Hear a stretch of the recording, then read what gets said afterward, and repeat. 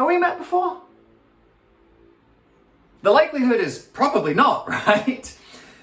Yet we've still been able to develop a connection. Whether this is the first video of mine you've ever watched, or whether it's one of many videos that you've watched, there is something that's created the connection that's brought you here to listen to me and perhaps find some of what I share useful or interesting. There's this perpetual myth going around in the speaking industry that when you are speaking online, you can't create a connection with people. That connection only happens when you are physically in the room with people. And it's just not true. Where were you in August of 1963? The likelihood is you probably weren't even born at that point. And you almost certainly weren't in Washington, D.C. to hear Martin Luther King deliver I Have a Dream. You weren't physically in the audience. Does that mean when you watch the recorded video of I Have a Dream, you look at it and say, it's just not the same seeing it online? Of course not, right? That's how most of us have consumed the I Have a Dream speech. Does it fail to connect because you're watching it through a camera rather than seeing the person physically? Of course it doesn't, right? You have an incredible ability to connect with people who aren't physically in front of you. Your impact is not dictated by physical proximity. Speaking online is not worse than speaking in person. It's just different. And you've got to learn and understand those differences. There's a different way to connect with someone through a camera compared to connecting with someone who's sitting on a chair in front of you. What we're going to cover in this video are some simple tips you can use to build a connection with a live online audience. And what I mean by a live online audience is not you just now. Right now you are watching a pre-recorded video. We don't have a direct channel back and forth. Although I'd like to think that we're still having a little bit of a dialogue just now. What I mean by a live online audience is if this was a YouTube stream, whether this was a Facebook Live, an IGTV, whether we were sitting in a meeting on Zoom or Microsoft Teams, those are live online audiences. You can have a back and forth interaction with them. And there's lots of great simple tips to build those connections when you have people who are live there with you. So check out the video to find out 3 tips in how to connect with people you've never even met before. Like so many people, I had to learn how to connect with people virtually when COVID hit. At that time in my business, I had 2 forms of speaking. I had physical workshops in a physical location with people, and then I had mainly pre-recorded videos, YouTube videos, videos on Instagram. I did a little bit of Facebook Live, and that was about it in terms of speaking to a live online audience. And to be honest, a lot of the time I would do a Facebook Live and I wouldn't really have any live interaction on those lives because I didn't have a big enough audience and I didn't have people on with me live or people who were on with me live. There perhaps wasn't much interaction. So it wasn't until COVID when suddenly started running sessions on Zoom and having groups of people and interacting with them in the way that I would interact with people at a physical workshop that I then had to start to learn some of these skills of interacting. And some of my best clients to these days and some of my best ever workshops that I've run have been entirely with people who I have never met physically in person. And all of that has been through the ability to connect despite not having that physical proximity. This is a hugely important skill to develop. Your impact and your ability to reach as many people as you can and who need to hear your message will be limited if you don't learn how to connect with people online. You can't physically meet all the people you need to help. You need to have a way to expand and outsource what you're actually able to do. And online speaking allows you to do that. Let's look at 3 different tips for how you can create that connection with your online audience from the very first moment that they log in. The first tip mainly just applies to when you have an online meeting, like a Zoom or a Microsoft Teams, but the principle behind it can be applied to all live streams and broadcasts. And this first tip get people to turn their videos on. If you have people logging into a workshop or a webinar that you're doing and they have their videos off, it can create this passiveness where they don't have to interact and engage because they can just sit behind the shield and the safety of the video being turned off. Most of the time, people do not need to have their videos turned off. Yes, they might be sitting on the toilet. Yes, they might have some disturbing children or animals in the background. Not disturbing because they're weird children and animals, just disturbing through being frantic and having lots of behavior. They may be in some kind of situation where their bandwidth isn't so strong. Maybe they're sitting on public transport, something like that, and they may want to turn the video off for that. There are a few genuine reasons why having the video turn off may be the best option, but a lot of the time, people are just being lazy.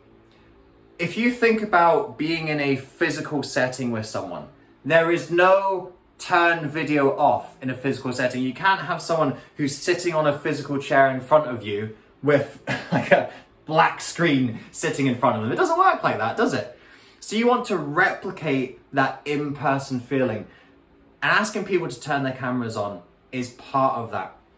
When you can see people's faces, you get that extra non-verbal communication that we so often kind of missed and lacked, especially during the COVID times. But also, it's a little bit of proactiveness and accountability that the person there, other people can see them. And there's this sense of like, well, I can't just kind of sit back and text on my phone or pick my nose and listen in. I've got to be a part of this. Getting people to turn their cameras on starts to get them into that group dynamic and making it feel like we're all actually physically sitting in a room with each other and we're not putting up these big blank screens in front of us. This, of course, doesn't necessarily work for things that are more of a live stream nature. So things like YouTube streams, Facebook Live, IGTV. You can't get people to turn their videos on in that setting because that's not how the dynamic works. So you're going to be relying a little bit more on text and chat prompts.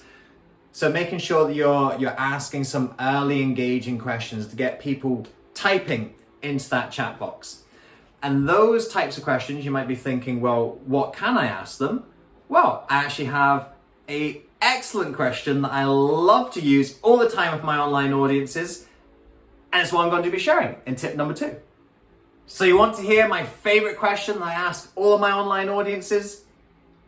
It's tip number 2. Ask people what city and country they're tuning in from.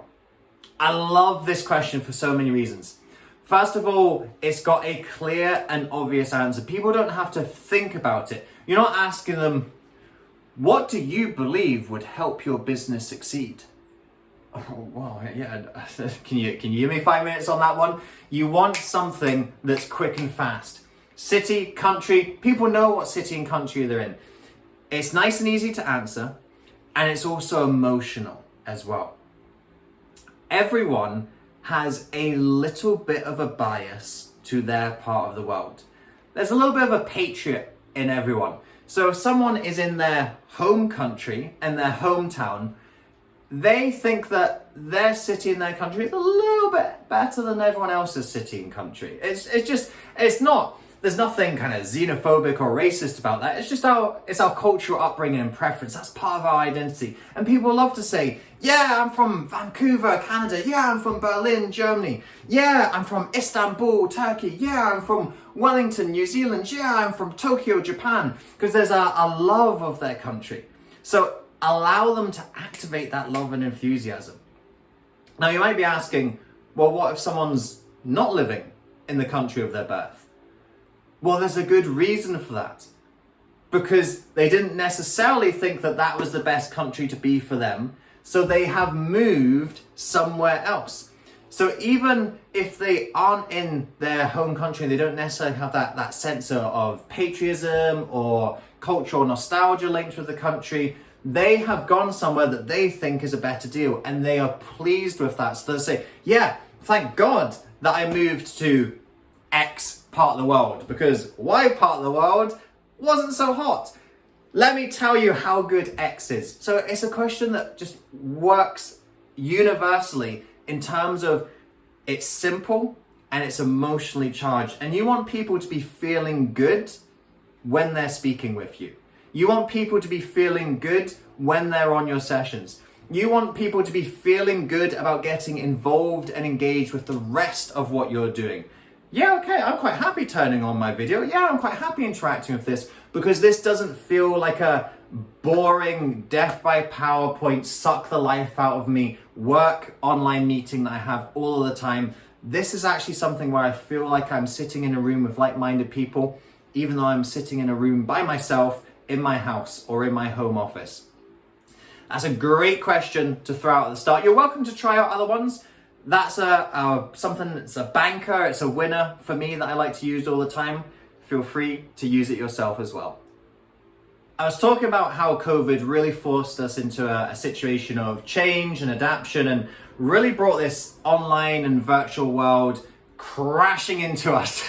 We've had to learn on the fly, and one of the real passions and missions I've had over the last couple of years is helping people to understand how to communicate effectively in the online world and to understand the opportunities that are available to reach people who have never heard your message otherwise.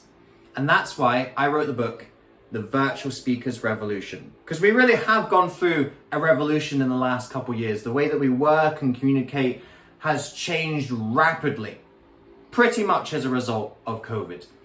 The toothpaste is out the tube now. We can't go back to the way that things were. We're going to have this online and in particular hybrid component in our workplaces and in our career for a long time yet to come.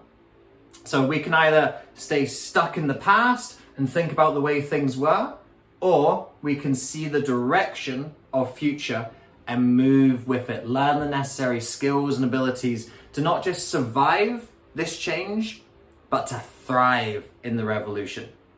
If you'd like some more tips on how to speak and communicate online, how to connect with audiences around the world through the camera, then this is a book for you. There are tons of great tips on how to feel confident in front of the camera and how to better connect with the people who you are speaking to.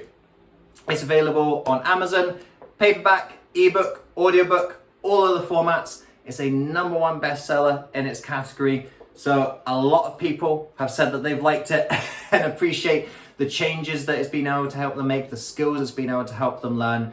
Join the revolution by clicking the link in the comments below. Now I'm going to share with you my third and final tip on how to connect with a live online audience. Tip number 3, it's a little bit risky, but when it works, it works. Tell a joke. You don't have to be a stand-up comedian to tell a joke in your presentations and in your speeches.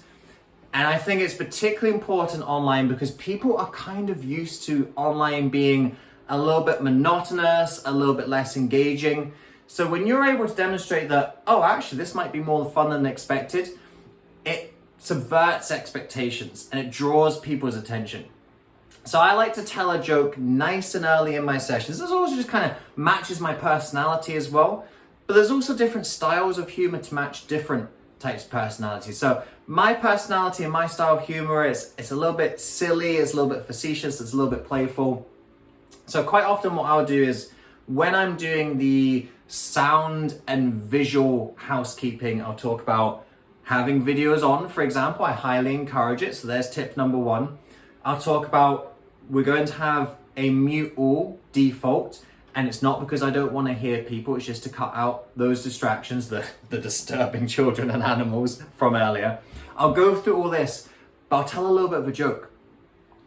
I'll say we're going to have a mute all because we don't want to be disturbed by any dogs throwing up on the carpet, any construction workers trying to tunnel in through your wall, any kids complaining that you're not giving them enough attention.